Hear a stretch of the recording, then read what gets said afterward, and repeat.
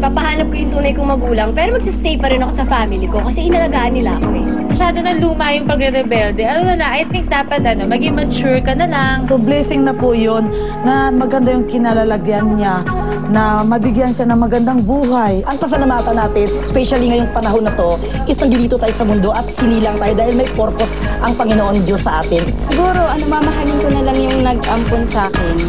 Then, magpapasalamat ako sa kanya kasi pinalaki niya ako tsaka pinag-aral niya ako. Hanapin ko po yung tunay kong mga magulang.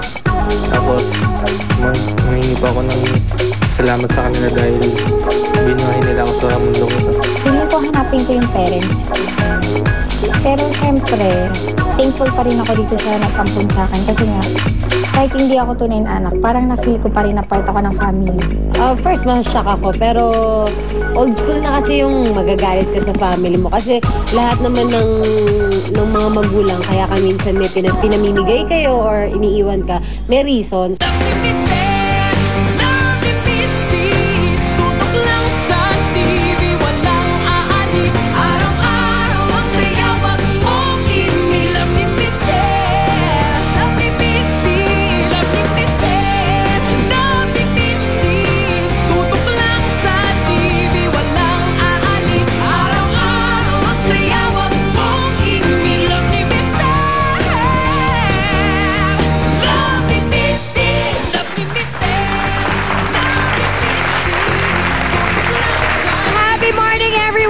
Happy morning sa'yo, tatay. Happy at sa morning, lahat nanay. na nandito ngayon sa ating studio.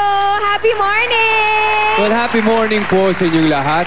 Nako, isang madamdaming umaga ang inyong matutunghayan dito sa ating episode na Forgive and Forget. Yes. Ito, tatay, meron lang akong katanungan sa'yo. Umpisaan ko na kagad daw. Kapag malaman mo na na isa ka palang ampon after all this time, malaman mo yon, ano magiging reaction mo? Knowing myself, gagawin ko lahat para maging successful individual ako.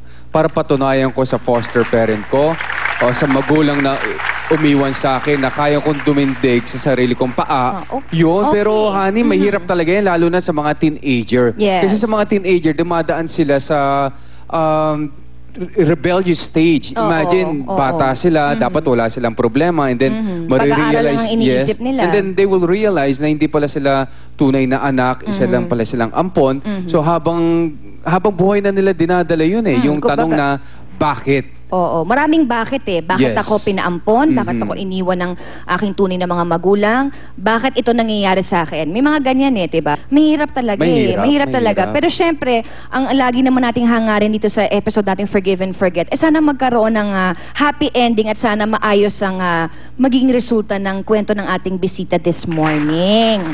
Kasi tatay, itong guest natin, tatay, lumayas siya sa kanyang mga sa foster parents. Nung nalaman niya na isa pala siyang ampon. So ipakilala na po natin siya, mga kapuso. Walang iba kung hindi si Grace Vargas. Hello po. Good morning sa iyo, Grace. Morning po. Okay, briefly, ikwento mo muna sa amin, ano ba ang iyong kwento? 15 years old po ako nung nalaman ko pong ampon po ako din. Doon ko po napag-isipan na umalis sa amin. Doon po ako nagrebelde, naglayas. Doon po. Tapos nag-asawa ka? Opo. Ilang taon ka na ngayon? 18. Alright, ako mamaya aalamin natin ang mga detalye ng kwento ni Grace sa pagbabalik ng Love ni Mister? Love ni Mrs.